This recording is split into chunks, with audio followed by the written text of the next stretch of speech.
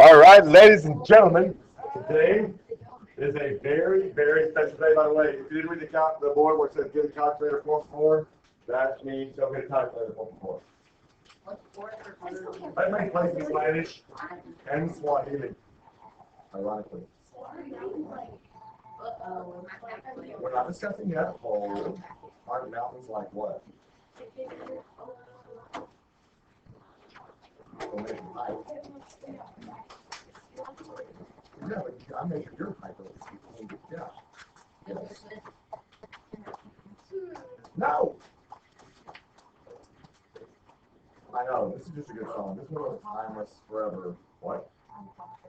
Okay.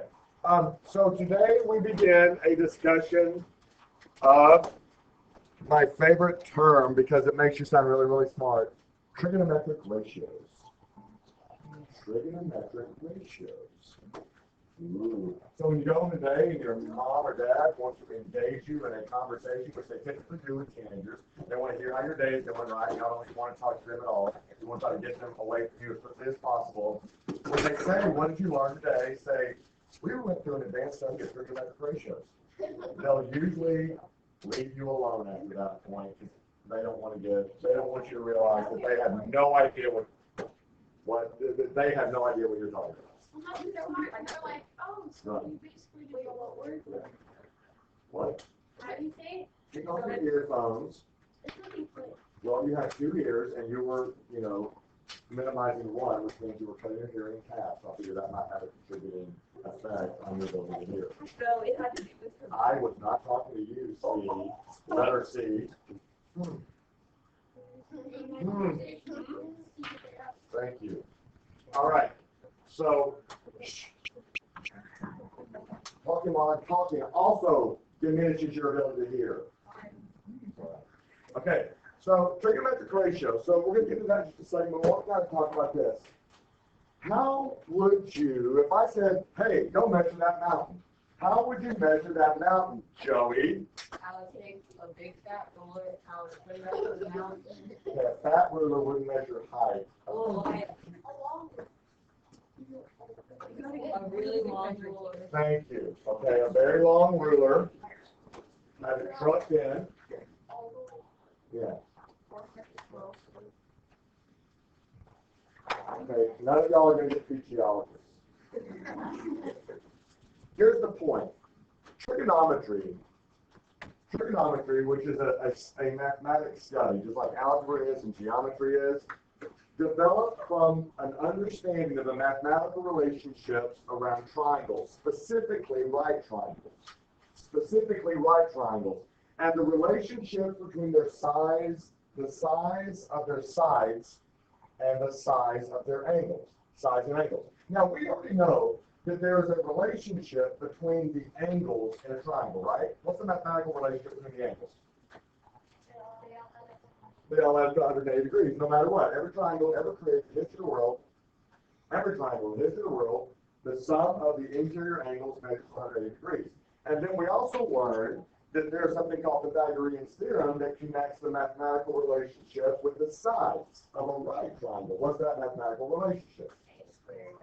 A squared plus b squared equals c squared. The sum of the squares of the 2 legs has to equal the square of the hypotenuse, always. And if it doesn't, it's not a right triangle. It has to. Well, there is actually a connection between the size of the angles and the size of the sides. Sides and angles actually have a mathematical relationship. Sides and the angles have a mathematical relationship. And understanding that is what trigonometry is all about. And trigonometry is used in real life in a ton of areas, most notably the cell phones. In order to track you, in order to do GPS tracking, in order to use Google Maps, in order to use Waze, in order to map out a route of where you are going, it uses right triangles. Millions and millions and millions of right triangles. That's how GPS works. It's called triangulating your position. If, I'll give you a quick example, if you have the Earth and you have a satellite floating through the air, right? And you are located somewhere on the Earth, and the company that needs to track you is located somewhere on the Earth, then what they do is it's called triangulating your position. They simply take where they're coming from, they come up to the satellite, and they bounce it off the satellite to where you are, creating a triangle, and that's how they locate where you are. That's what GPS is all about. It's called triangulating the position. Triangles are circles, one of the two, are the two most important shapes in mathematics. So, by the way, y'all ever seen the guys who are standing on the side of the road with those weird contraptions like this, and they're looking through them? And it's usually right before they develop an area. Like they build a building or something, and they're usually in orange. And they're looking through these things. That's what they're doing. They're grading the ground, they're grading the land. And they're figuring out what ground needs to be leveled in order to build the building that they want. All of that uses triangles. Building bridges, construction, architecture, everything uses triangles as its kind of core and its foundation. So we're going to talk about trigonometry. And the first thing we're going to talk about is something called SOHCAHTOA. Now, before I begin this, I'm recording this, but I do want to have a conversation. It'll be difficult for people who are listening to it on the recording to get. But I want you to kind of understand, it's important that we understand perspective.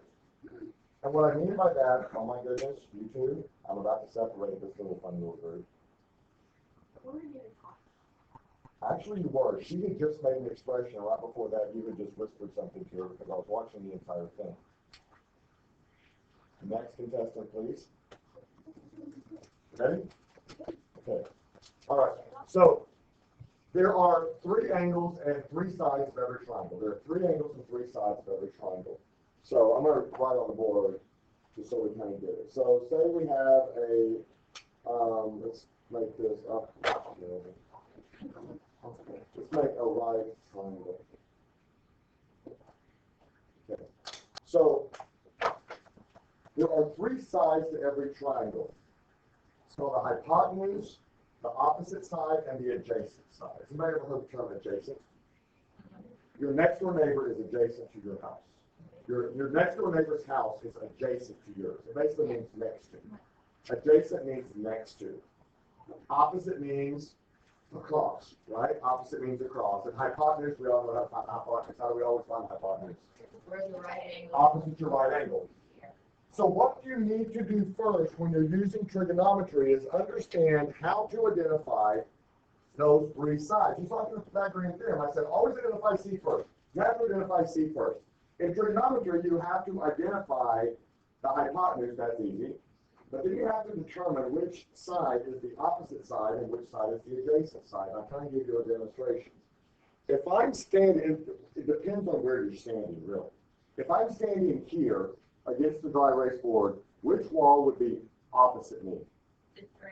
Over there, right? The wall across the way is considered the opposite wall. If I move walls over here by the door, and I stand and I look inside, then that is no longer home. That is no longer my opposite wall. That is my opposite wall. So the perspective of where you stand is what determines which side is your opposite side and which side is your adjacent side. And because we only have three from which to choose, it's almost like you just need to look in the triangle. So let me give you an example. If I say, okay, here's the angle that I'm concerned with. This is the angle I want to figure out. I want you to label the hypotenuse, the opposite, and the adjacent sides. So here we go. Which one's the hypotenuse automatically? Right, that's our hypotenuse. Now, the way I want you to do it is I want you to pretend there's this little bitty tiny dude, like Joey, standing in the angle and looking into the triangle. Which side then becomes the opposite side from where he's standing? Right here. This is our opposite side, meaning this has to be the adjacent side. So that tells you where everything is. if I get rid of this triangle and I draw this triangle, I'm going to make that a right triangle, and I want to determine everything based off of this little angle. So again, I picture my little Joey. He's in there. Where's my hypotenuse? The one standing on. The one he's standing on. Opposite is next. Opposite is over here. Adjacent is over here. It is critically important that you can label all three of those sides, because here's the way SOHCAHTOA works. Y'all have seen these on your calculators, and y'all have said, what is sin? What is cos? What is tan? Sin is a whole different thing, and we're not getting involved in that right now. But what it is on your calculator is actually an abbreviation for sine. Sine, cosine, and tangent are the three base trigonometric functions. Trigonometric functions. And remember I said we're going to study, what's the term we're going to tell our parents we're studying today? Trigonometric ratios. That way they leave you alone. A ratio, if you'll remember, is like a fraction, right? Here's the way it works. The sine of any angle is equal to the opposite side divided by the hypotenuse. The cosine of any angle is the adjacent side divided by the hypotenuse, and the tangent is opposite over adjacent. Now, I'll show you what that looks like in just a second. But this is how you get SOHCAHTOA. The sine. Isn't that the woman that helped Lewis and Clark? Yes, she was very famous. She was Pocahontas' assistant. Don't bring up historical facts in my room. We've talked about that before. Can you spell Sacagawea? That's an unfortunate name, right? Yes. Lunch? You want any lunch? You want a one and only burger? Jill, I appreciate that. I'm Okay, that's what I can. Final. Okay. Throw this on away. And All remember, right. No, you can't have a burger. You're busy standing in my triangle. you'll use trigonometry when you get your first car because you'll need a cosine. Yes, you will need a cosiner. Okay, here's your sign. When they say here's your sign on the comedy specials, they are not talking about trigonometry, just so we're clear. Okay, so again, this is how they get SOHCAHTOA, and it's why I need you to memorize the word SOHCAHTOA.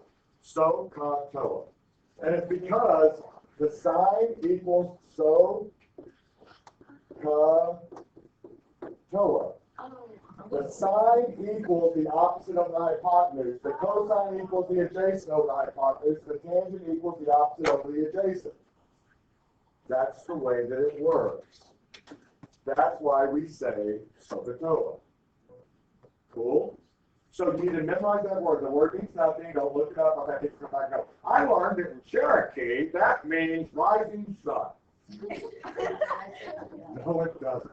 It's just a word mathematicians made up to be able to memorize the relationship between everything. So here's what I would like for you to do. We're going to pretend we're 39 degrees. What would the ratio be for the cosine of 39 degrees? So I'm going to write cosine of 39 degrees. By the way, the degrees always goes with the trig function. So the degree side is the sine, cosine, tangent side. That's the degree side. Now we're going to get into the side length side, right? I said it was a relationship between angles and sides. So what would be our ratio? The cosine of 39 degrees would have to equal what? According to this triangle. So again, we place our little guy right here, and we label our sides. So this is hypotenuse, yes. Which one is our opposite? A. And which one is our adjacent? B. And we know the cosine, because of SOHCAHTOA, is adjacent over hypotenuse. Therefore, the cosine of 30 degrees is B over C. That's it. What is the sine of 39 degrees? What would it be? What variable over what variable? A over C. Thank you. A over C. And the tangent of 39 degrees would equal A over B. And that's all we're talking about today. I want you to be able to lock into your head what the ratios are. I want you to get to a point where you do not have to look up the trig ratios. Will you have to look them up today? Absolutely. Do you have the notes? You have two different notes. You have this one, which is like a remember sheet, and then you have the note sheet that we're going to take notes on. So let's try. Find the value of each trigonometric ratio and leave your answer as a simplified fraction. So here we go, right? Everybody ready? Let's try sine of A first, and then cosine of A. The sine of A first, and use your little cheat sheet. I printed you out the SoFITO cheat sheet. So write the ratio that would represent the sine of angle A, the sine of angle A. And as you do that, if you'll remember when I talked to you about simplifying radicals, I said you might want to, right off the bat, list out the good square roots so that you can simplify your radicals pretty easily. Writing SoFITO really quickly is worth the 5 seconds you would do that for. So I always do this. I always write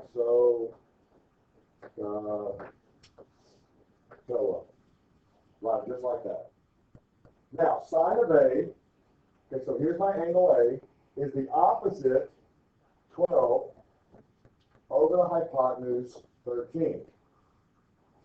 So the sine of A you should have gotten as 12 over 13. What's the cosine of A? 5 over 13. Because again, if you're looking from the perspective of the angle A, you have to identify the three sides, right? Well, you know this is hypotenuse no matter where you stand. And that makes this the opposite and this the adjacent. Let's do tangent of A, please.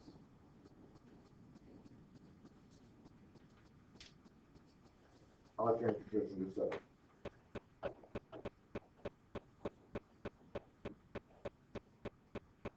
Kristen, what you get is the tangent of A. Perfect. 12 over 5. Very good. Who wants to take sine of C? Who can tell me what the sine of C is? And take a second. Look at all your angles. Now we've moved angles, right? So our little dude has to run from the angle A to the angle C, stand there and look into the triangle. What are the only two sides that change based on where you stand? Opposite and adjacent. Sine of hypotenuse is always a hypotenuse, right? So Avery, what did you get for the sine of C, please? 5 over 12. Wait. 5 over 13. 5 over 13, because it is the opposite of C over the hypotenuse of C. So you go over here to C, our little dude standing there. That makes this opposite. Ooh. That makes this the opposite, and this the hypotenuse, right? What is the cosine of C? Madison, what do you get for cosine of C? Take a second, just look. 5 over...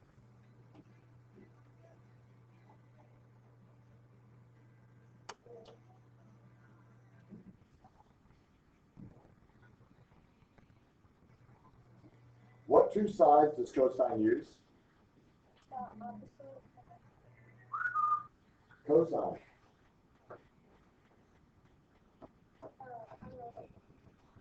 Cosine uses what two sides? Adjacent and hypotenuse. So we go to the C. The adjacent would be 12, and the hypotenuse would be 13. And then obviously tangent for C would be the opposite side over the adjacent side, 5/12. By the way, does anybody know anything about sine and cosine? They're kind of similar, right? And you'll get more into that as we get, well, what basically ends up happening is that the sine of one angle ends up being the cosine of another. Because the only two sides that change are the opposite and the adjacent. So here we go. Note, use SoFITO to solve for missing side lengths. Decide whether or not to use sine, cosine, or tangent. That will be based off what we give you. Now, just like with the Pythagorean theorem, did I give you 3 sides or did I give you 2? I gave you 2. I gave you two. So the same thing will happen with sine, cosine, tangent. I will typically give you one side length and one angle, and then tell you to find another side length. Those two side lengths will determine which trig function you use. Are they opposite and adjacent? That would be tangent. Are they opposite and hypotenuse? That would be sine. Okay? Set up an equation. That's the SOHCAHTOA part. S equals O over H. C equals A over H. And then you solve for the missing variable. Now, I need everyone, after you finish writing those, please pick up your calculator, because this is the single most important thing you can do. Trigonometry is basically the study of both circles and triangles. You cannot do trigonometry without changing the mode of your calculator. If you hit the mode button, which should be right next to the blue button, you're going to see a menu come up. Now, if you look at it, let me see. 3 down, see where the radians has, it's selected radians? There's radians in degree mode. Right next to one another, 3 down. I need you to take your little blinky cursor over until you're blinking on degree. And then I need you to hit enter. You have now taken your calculator and moved it into degree mode. You must put it in degree mode for trig. You must put it in degree mode for trig. Okay? Basically, what it ultimately does is it makes it where there's no such thing as a negative. If you think about the degrees of a circle on a coordinate grid, you never have negative numbers. It's just degrees all the way around in all 4 quadrants.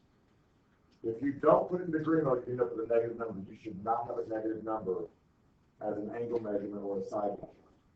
Okay? And I'll show you what that looks like in just a moment. All right, so here we go. We're going to do a couple of practice, and I will give you some classwork to do.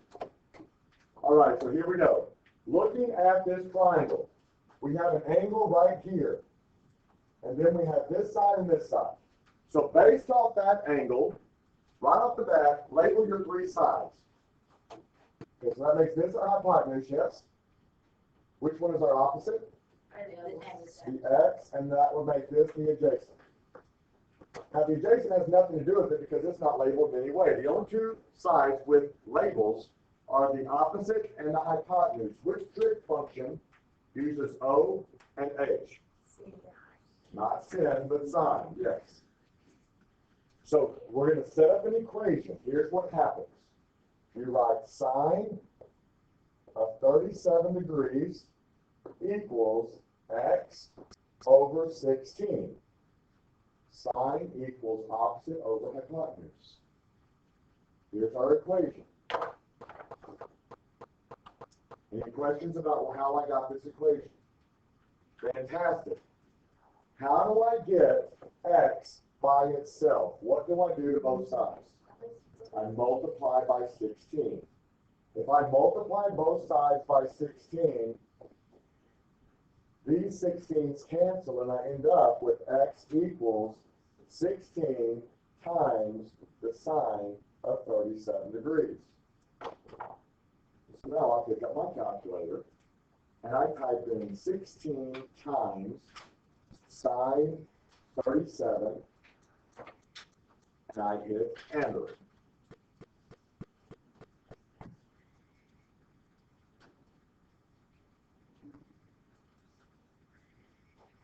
You should have gotten x equals 9.63. 9.63. That means the side length here is 9.63. We have solved for x.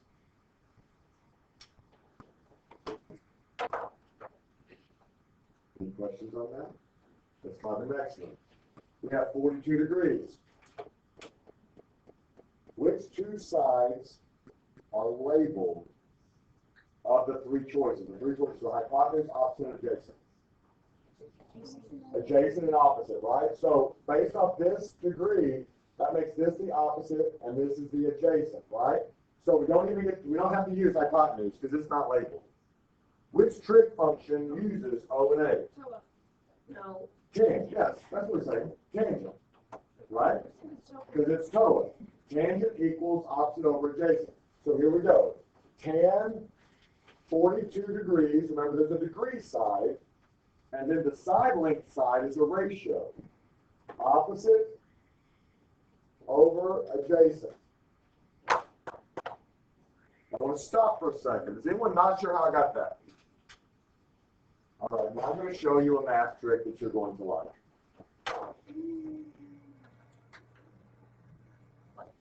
I'll show you a math trick. Watch. Would everybody here agree that 8 divided by 2 equals 4? Would you also agree, let's see, if I had 12 divided by x equals 6. Now, let me show you the way this works. If you ever have an equation where on one side you have a fraction, and in the denominator of the fraction is the variable you're looking for, Avery, look out and watch. Do you ever have an equation where you're looking for the variable, and the variable is in the denominator of a fraction? You can switch these two across the equal sign. Now watch. If we switch 4 and 2, I get 8 divided by 4 equals 2. Is that true? Uh-huh. Which means, when I have this, I can do this. And I end up with 12 over 6 equals x. So x equals what? Is 12 divided by 2 equals 6? So, when you have something like this, and you're looking for the x, we're going to switch these two across the equal sign. And you end up with x equals 11 divided by 10, 42, which you will then type into your calculator and hit enter. 11 divided by tangent 42. While you're doing that, if you have a second plus 712, it goes back to radians mode, and you'll have to turn it back to degree mode. Then we'll see what tangent is. If you don't, raise your hand, let me know. And what did you get? 11.22. 12. That's a lot of 2's. X equals 12.22. That means, guys, that this side has to equal 12.22.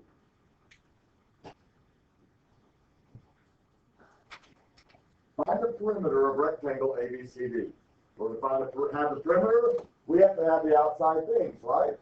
So here's the way we're going to do this. We're going to first only consider this right triangle.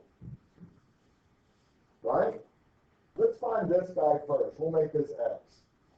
Based on 35 degrees, what two sides do we have? Opposite and hypotenuse. That means the sine of 35 degrees equals x over 85.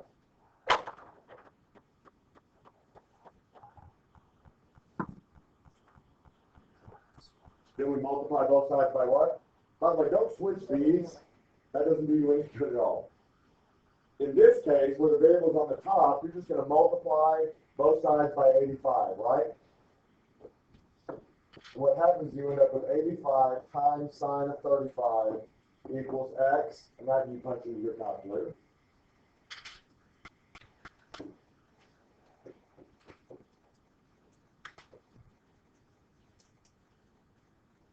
Did it help? How much did you get?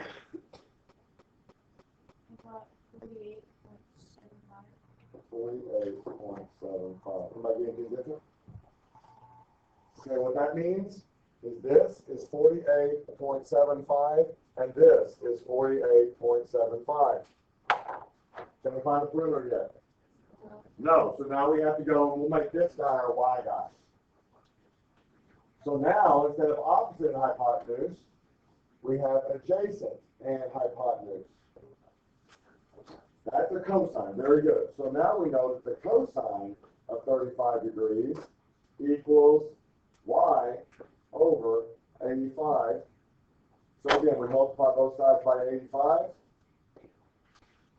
We cancel it out down here. We end up with 85 times the cosine of 35 equals y.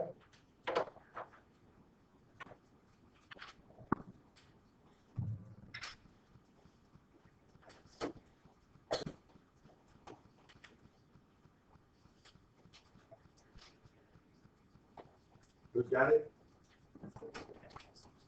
69.63. Everybody get 69.63? Fantastic. So now we know y is 69.63 there, which makes it 69.63 there. Now can we find the perimeter? Yeah, because now we have four sides. We add all those guys up. Ta-da, you have a perimeter. Now, here's the thing, guys. Listen to me. Monday we're doing day 2 of this. Monday we're doing day 2 of this. I need you to have this. So I need you to make sure you do all the classwork between now and Monday. Okay? I'll put the answer keys out today. So let's spend the rest of the time working on SOHCAHTOA. Make sure if you have any questions, you come ask.